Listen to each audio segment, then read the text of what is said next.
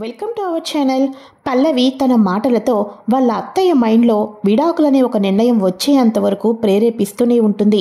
ఆ తర్వాత పార్వతి అక్షయ్కి అవనికి విడాకులు రావాలి, అక్షయ్కి మరో పెళ్లి చేయాలి అని కంకణం కూడా కట్టుకొని కూర్చుంటుంది. పార్వతి ఏ ముహూర్తాన అయితే విడాకులు అనే ఒక టాపిక్ని పైకి తీసుకొని వచ్చిందో ఆ తర్వాత పల్లవి యొక్క కుట్రలు, మోసాలు, అబద్ధాలు అన్నీ బయటపడటంతో ఒక్కసారిగా నిజం తెలుసుకొని షాక్ అవుతుంది. మరి ఇంతకీ ఈ విడాకుల టాపిక్కి పల్లవి కుట్రలకి మధ్య ఏం సంబంధం ఉంది, ఏ రకంగా ఈ పల్లవి మోసాలు బయటపడ్డాయి తెలుసుకోవటం కోసం ఫ్రెండ్స్ ఈ వీడియోని ఎక్కడా స్కిప్ చేయకుండా చివరి దాకా చూసేయండి. డైలీ నోటిఫికేషన్ కోసం ఛానల్ని సబ్స్క్రైబ్ చేసుకోండి ఫ్రెండ్స్. ఇక మన అవనికి జాబ్ వస్తుంది కదా, ఫ్లవర్ డెకరేషన్ది. తద్వారా ఫస్ట్ డే జాబ్ అక్షయ్ వాళ్ళ ఆఫీస్లోనే. సో అక్షయ్ వాళ్ళ ఆఫీస్ని మంచిగా రెడీ చేస్తుంది. అక్షయ్ మన అవనిని కూడా చూసి మౌనంగా ఉండటంతో ఇదేంటిది, ఈయన కనీసం ఈ జాబ్ చేస్తున్నావా, ఎలా ఉన్నావు అవని అని కూడా కనీసం నాతో మాట్లాడటం లేదు అని అవని అనుకుంటూ ఉంటుంది. ఆ తర్వాత ఏదో వర్క్ పక్కనుందని పక్కకు వెళ్ళేసరికి అప్పుడు అక్షయ్, అవని ఎలా ఉన్నావు, నువ్వు ఇంట్లో నుంచి వెళ్ళినప్పటి నుంచి నా మనసులో లేదు, ప్రతిరోజు ఎంతగా బాధపడుతున్నానో తెలుసా అని అంటూ ఉండి వెనక్కి తిరిగి చూసేసరికి అక్కడ అవని కనిపించకపోవటంతో అవని వెళ్ళిపోయిందా అని చెప్పేసి అప్పుడు ఫీల్ అవుతూ ఉంటాడు. మరోపక్క వాళ్ళ అత్తయ్యకి మాటలతో ప్రేరేపించి విడాకుల నిర్ణయం తీసుకునేటట్టు చేసి ఆఖరికి డైవర్స్ నోటీస్ కూడా రెడీ చేపిస్తుంది కదా, వాటిని పల్లవి చేత ఇంటికైతే పంపిస్తుంది. ఇవి అక్షయ్ బావగారు అవని అక్కకి ఇవ్వబోతున్న విడాకులు, దీని మీద అవనితో సంతకం పెట్టించండి అని చెప్పేసి స్వరాజ్యం ఇంటికి వచ్చి మరీ నోటీసులు ఇచ్చేసి వెళ్ళిపోతుంది పల్లవి. మరోపక్క అక్కడ అవని ఫస్ట్ డే జాబ్ చేసిన తర్వాత అడ్వాన్స్ కూడా ఇవ్వటంతో నోరు తీపి చేయాలని స్వీట్స్ పట్టుకొని, పిన్ని బాబాయ్ నా గురించే వెయిట్ చేస్తున్నారని నాకు తెలుసు, ముందు ఈ స్వీట్స్ తీసుకోండి, నాకు అడ్వాన్స్ ఇచ్చారు శాలరీలో అని అంటూ ఉంటే, అమ్మా అవని నువ్వేమో జాబ్ వచ్చింది, అడ్వాన్స్ ఇచ్చారని సంతోషంలో ఉన్నావు, కానీ ఇక్కడ ఏం జరిగిందంటే అని చెప్పేసి మీ ఆయన నీకు విడాకులు ఇచ్చినట్టుగా నోటీస్ పంపించారమ్మా, ఆ పల్లవి తీసుకొని వచ్చింది అని చెప్పడంతో ఒక్కసారిగా చేతిలో ఉన్న స్వీట్ బాక్స్ని నేల కొంపేసి షాక్కి గురి అవుతుంది అవని. అయితే ఆయన నాకు డైవర్స్ నోటీస్ పంపించారా అని చెప్పేసి వాటిని అయితే ఓపెన్ చేసి చూసి షాక్ అయిపోతుంది. ఇదంతా ఎవరు చేశారో, ఎవరి కుట్రో నాకు బాగా తెలుసు, నేను ఇప్పుడే ఆ ఇంటికి వెళ్తాను, వెళ్ళి తేల్చుకొని వస్తాను అని చెప్పేసి డైవర్స్ నోటీస్ పట్టుకొని తిన్నగా ఇంటికైతే వెళ్తుంది. ఇంటికి వెళ్ళంగానే ఇక వెంటనే వాళ్ళ అత్తయ్య రావటంతో, ఏంటి ఏం చేయాలనుకుంటున్నారు, నాకు నా భర్తకు విడాకులు ఇప్పించడానికి మీరెవరు అని చెప్పేసి అడుగుతూ ఉంటుంది. ఇక వెంటనే ఏంటి నీలాంటి వాళ్లకు ఈ విడాకుల నిర్ణయం తీసుకోవటం ఇంత ఆలస్యమైంది, ఎప్పుడో తీసుకోవాల్సింది, నీకు విడాకులు ఇచ్చిన తర్వాత నా కొడుకు అక్షయ్కి నేను మరో పెళ్లి చేస్తాను అని పార్వతి చెప్పటంతో, అవునా సరే అయితే సైలెంట్గా నేను వచ్చిన పని చేసుకొని ఈ డైవర్స్ పేపర్స్ మీద సైన్ చేసి మీ చేతిలో పెట్టి నేను సైలెంట్గా వెళ్ళిపోవాలి అంతేనా, సరే అయితే నేను మీరు చెప్పినట్టుగానే విడాకుల పేపర్ మీద సంతకం చేస్తాను, కానీ మీరు కూడా ఒక నిర్ణయం తీసుకోవాలి అని అనగానే ఏంటా నిర్ణయం అని చెప్పి అంటూ ఉంటే, నా భర్తకు కన్న తల్లి మీరు కాదు కదా, కాబట్టి నా భర్త ఈ ఇంట్లో ఉండకూడదు అని చెప్పేసి అవని అయితే షాక్ ఇస్తుంది.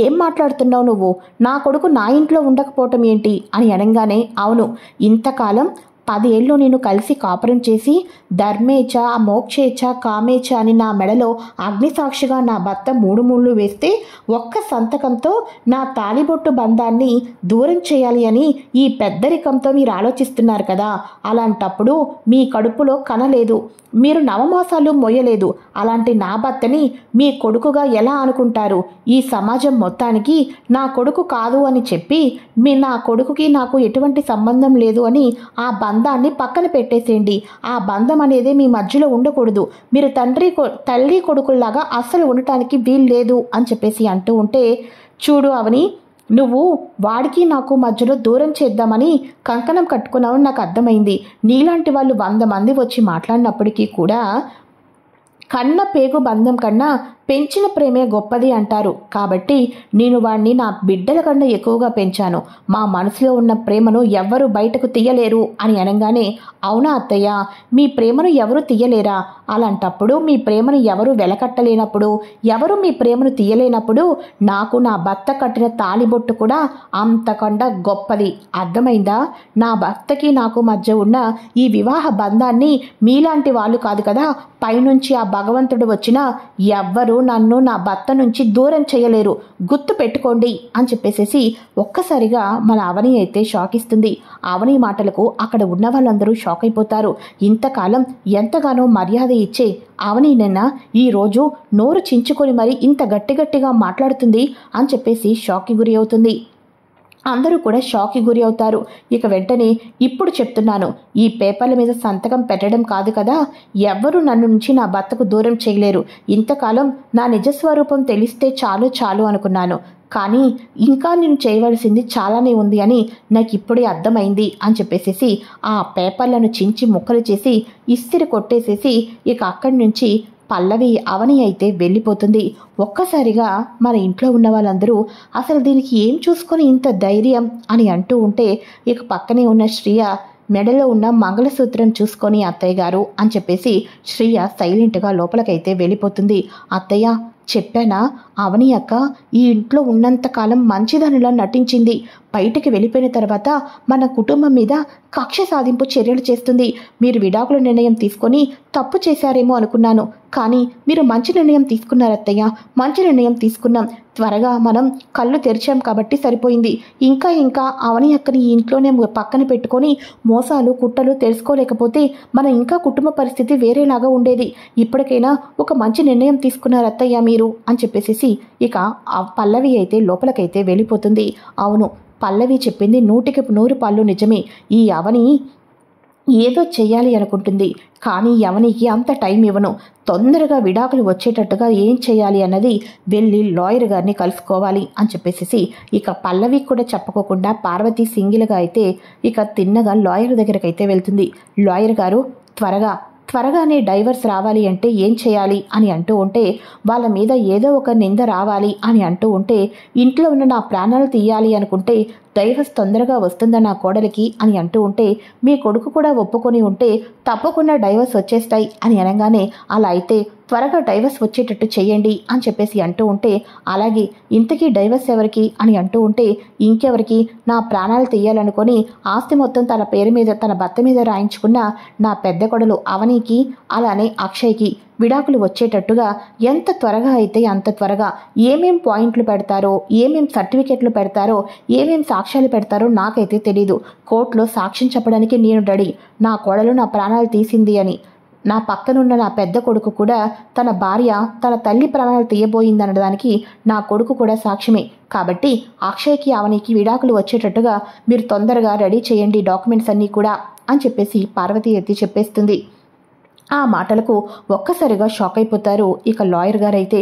అదేంటండి, నేను మాట్లాడుతుంటుంటే మీరేమీ మాట్లాడటం లేదు అని అనగానే, ఎందుకంటే ఇది జరగని పని కాబట్టి అని చెప్పేసి అనగానే, జరగదా, ఎందుకని అని అంటూ ఉంటే, అసలు అవని అటువంటిది కాదు కాబట్టి అని చెప్పేసి లాయర్ గారు అయితే చెప్తారు. అయినా లాయర్ గారు, మీరు రాయించిన డాక్యుమెంట్స్నే వేరేలా చిత్రీకరించింది. మా అవని సంగతి మీకు కూడా బాగా ఈ పాటికి తెలిసేటట్టే ఉండాలి.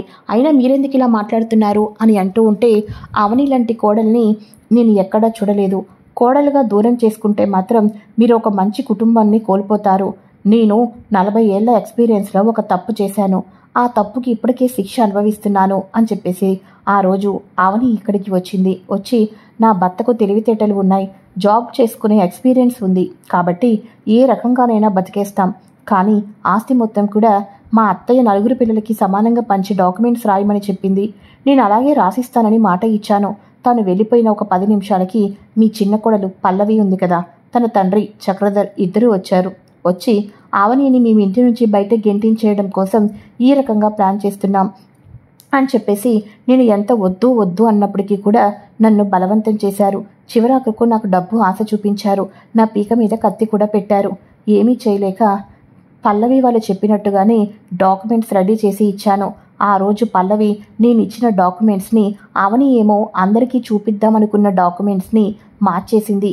చివరి క్షణంలో మార్చేసి మీ అందరికీ కూడా ఆస్తి మొత్తం తన భర్త పేరు మీదకి వచ్చేటట్టుగా ప్లాన్ చేసుకుంది అని నట్టింట్లో నిరూపించింది నీ చిన్న కొడలు పల్లవి అని చెప్పేసి చెప్పటంతో ఒక్కసారిగా షాక్కి గురి అయిపోతుంది అవని. మన పార్వతి అయితే లాయర్ గారు ఏం చెప్తున్నారు, ఇదంతా నిజమా అని అంటూ ఉంటే, అవునండి, ఆ రెండో రోజు నా దగ్గరికి వచ్చి మీరు పెద్దవాళ్ళు, 40 ఏళ్ల నుంచి మిమ్మల్ని నమ్ముకున్నాం, కానీ మీరు నాకు ఇంత దోషం, ఇంత అన్యాయం చేస్తారా? మీరు తీసుకున్న నిర్ణయం ద్వారా నాకు ఎంత నా కుటుంబంలో నన్ను ఎంత ఇదిగా చూస్తున్నారో మీకు తెలుసా అని చెప్పేసి అంటే, నేను ఆ విషయం మీ కోడలు అవని గారి దగ్గర కూడా తప్పు ఒప్పుకున్నాను, కానీ వీరు నన్ను ఎక్కడ చంపేస్తారని మౌనంగా ఉన్నాను. ఆ రోజు అవని వెళ్ళిపోతున్నప్పుడు అవనికి ఎదురుగా మీ కోడలు పల్లవి కూడా వచ్చింది. పల్లవి వచ్చి, ఏంటి ఇప్పుడు ఈ విషయం అందరికీ వెళ్ళి చెప్పేద్దాం అనుకుంటున్నావా? నా నిజస్వరూపం తెలిపేద్దాం అనుకుంటున్నావా? కానీ అది జరగదు కదా, నిన్నే అందరూ ఇంటి నుంచి గెంటించేస్తాను అన్నట్టుగా ప్లాన్ కూడా చేసింది. కావాల్సి వస్తే ఒకసారి సీసీ కెమెరా రికార్డ్స్ చూడండి అని చెప్పేసి రికార్డ్స్ అన్నీ కూడా చూపిస్తారు. రికార్డ్స్ అన్నీ చూపించిన తర్వాత ఒక్కసారిగా అవని ఆ రోజు రావటం, ఇవన్నీ చెప్పటం, తర్వాత వాళ్ళు వచ్చి రావటం, పల్లవి వాళ్ళు వచ్చి లాయర్ గారిని బెదిరించటం, ఆ రెండో రోజు పల్లవితోటి ఆఫీస్ బయట గొడవ పడుతూ ఉంటుంది కదా అవని వాళ్ళతో ఈ పల్లవి, ఇవన్నీ కూడా సీసీ కెమెరా రికార్డ్స్ ద్వారా తెలుస్తాయి. ఇవన్నీ మీకు ఇప్పుడు ఎందుకు చెప్పానో చెప్పమంటారా? ఈరోజు ఈవినింగ్కే నేను అమెరికా వెళ్ళబోతున్నాను, అక్కడ కొంతకాలం ఉండబోతున్నాను. కాబట్టి ఈ పల్లవి, ఆ తండ్రి నన్ను ఏమీ చేయలేరనే ఒక ధైర్యంతో మీకు నిజాలన్నీ చెప్పేశాను. మీ కుటుంబానికి ఎటువంటి అన్యాయం చేయలేదన్న ఆనందం నాకు ఇప్పుడు కలిగింది. ఇవంటి నిజాలు. మీ పల్లవి మిమ్మల్ని మోసం చేస్తుంది, అవని ఈ ఇంటిని కాపాడాలని చూస్తుంది అని చెప్పేసి చెప్పడంతో పార్వతి నిజాలన్నీ తెలుసుకొని ఒక్కొక్క అడుగు వేసుకుంటూ అవని మీద ఎంత కుట్ర పన్నింది, అవని వెళ్ళిన కానించి నన్ను రెచ్చగొడుతూనే ఉంది. నేను కళ్ళు మూసుకొని ఇంత పెద్దరికం ఉన్నా, ఇంత వయసు ఉన్నా పల్లవి లాంటి మోసగత్తె మాటలు విని అవని మీద విరుచుకుపడ్డాను. ఆ రోజు సేమ్ టు సేమ్ అవని కట్టుకున్న లాంటి చీరే పల్లవి కబోర్డ్లో ఉంది. నిలదీస్తే చీరలు అందరి దగ్గర ఉన్నాయి అనింది. అంటే నన్ను పైనుంచి తోసేసి ఆ చేతికి మట్టంటుకోకుండా ఆ నిందను అవని మీద వేసింది కూడా పల్లవి అని నాకు ఇప్పుడిప్పుడే పూర్తిగా అర్థమయ్యింది అని చెప్పేసి పార్వతి అనుకుంటూ ఉంటుంది. ఇలా పార్వతి అనుకుంటూ ఉండగా ఒక్కసారిగా దయాకర్ అయితే కనిపిస్తాడు. దయాకర్ కనిపించడంతో, అమ్మ మీకు చెప్పేటంతటి వాళ్ళం కాదు, అవని చాలా మంచిది, మీరు ఎందుకు తనని బయటకు గెంటేశారో, ఎందుకు తన మీద మీరు అలా తప్పుగా అపార్థం చేసుకుంటున్నారో నాకైతే అర్థం కావటం లేదు. కానీ ఇప్పుడు చెప్తున్నాను, నేను తాగుడు మానేశాను. మీరు నాకు ఒక హారం అమ్మారు గుర్తుందా?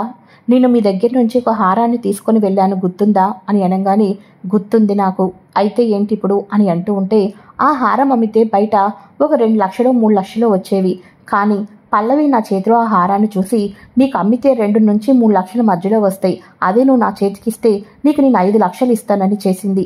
ఎందుకని అంటూ ఉంటే, దీనితోటి తన ప్లాన్ గీయొచ్చని, దీని ద్వారా అవనిని చెడు చేయొచ్చు అని తన తండ్రితో మాట్లాడడం నేను విన్నాను అని చెప్పేసి పూర్తిగా నిజాలు చెప్పడంతో ఒక్కసారిగా ఇంకా సాక్ష్యాలు బలంగా ఉండటంతో పల్లవి మోసాలు, కుట్రలు, అన్యాయాలు అన్నీ తెలుసుకుంటుంది. విడాకుల విషయం ఎత్తితే ఇంకా అవని జీవితం అఘోరగోచరంగా తయారవుతుందనుకున్న పల్లవికి తెలిసి తెలియకోకుండానే తాను తీసుకున్న గోతులో తానే పడింది. ఎందుకంటే మన పార్వతి లాయర్ దగ్గరికి వెళ్ళింది. ఇవన్నీ తెలుసుకున్న తర్వాత మన పార్వతి తిన్నగా ముందు అవని దగ్గరికి వెళ్ళి, అమ్మ అవని, చిన్నదానివైనా నీకు చేతులెత్తి క్షమాపణ కోరుతున్నాను. నీలాంటి కోడల్ని నేను తప్పుపట్టి ఇంటి నుంచి గెంటేశాను, నన్ను క్షమించమ్మా అని అంటూ ఉంటే, అయ్యో అత్తయ్య, అవే మాటలు, మీరు పెద్దవాళ్ళు, అసలు మీరు నన్ను క్షమాపణ కోరడం ఏంటి అని చెప్పేసి అవని అంటూ ఉంటుంది. నాకు పల్లవి కుట్రలు మోసాలు అన్నీ తెలుసయ్యమ్మా, నీకు కూడా తెలుసు, అయినప్పటికీ కూడా ఇంత శిక్ష ఎందుకు అనుభవిస్తున్నావమ్మా?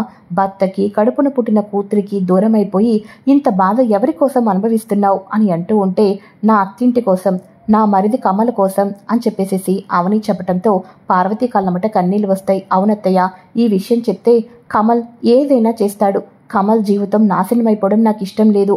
అందుకోసమే మన కుటుంబ పరువు పోకుండా ఉండాలి అన్నా, నా మరిది జీవితం, నా మరిది కాపురం 3 ముక్కలు అవ్వకుండా ఉండాలి అంటే నిజం తెలిసినప్పటికీ కూడా నేను మౌనంగా ఉన్నది అందుకోసమే.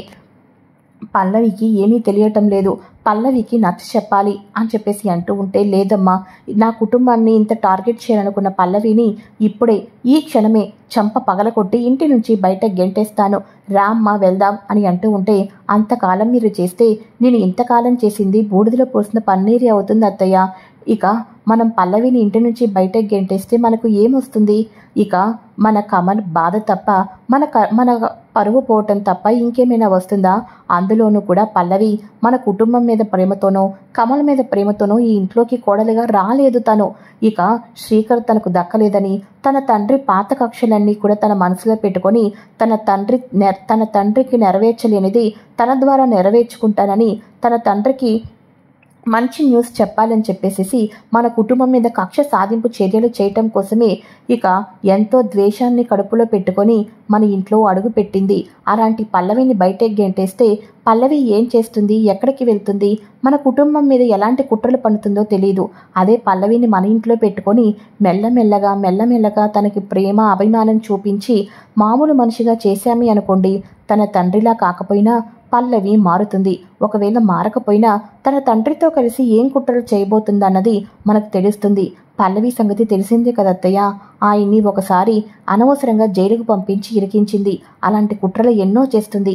అదే పల్లవి ఇంట్లో ఉంటే మనం పల్లవి ఏం చేస్తుందో తెలుసుకోగలుగుతాం అని అనగానే, అమ్మ అవని, ఈ 10 సంవత్సరాల వైవాహిక జీవితంలో ఇంత జీవితాన్ని అర్థం చేసుకున్నావు. నేను మాత్రం ఆ పల్లవి కుట్రల్లో మోసపోయాను. నువ్వు ఆ ఇంటికి రావాలి అమ్మా, రావాలి అని చెప్పేసి అనగానే, అత్తయ్య నేను రావాలి అంటే నేను ఏ తప్పు చేయలేదని వేరే రూపంలో నిరూపించుకోవాలి.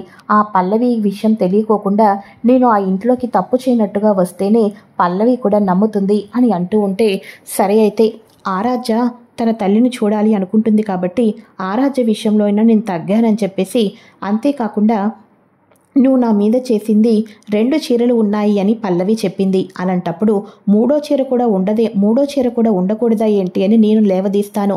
బయట వాళ్ళు ఇదంతా ఎవరో చేశారు అన్నట్టుగా చిత్రీకరిస్తాను అని చెప్పేసి ఆ రకంగా ప్లాన్ చేసి తన అత్త కోడలు అవనిని తీసుకొని పల్లవికి దిమ్మ తిరిగే షాక్ అయితే ఇస్తుంది.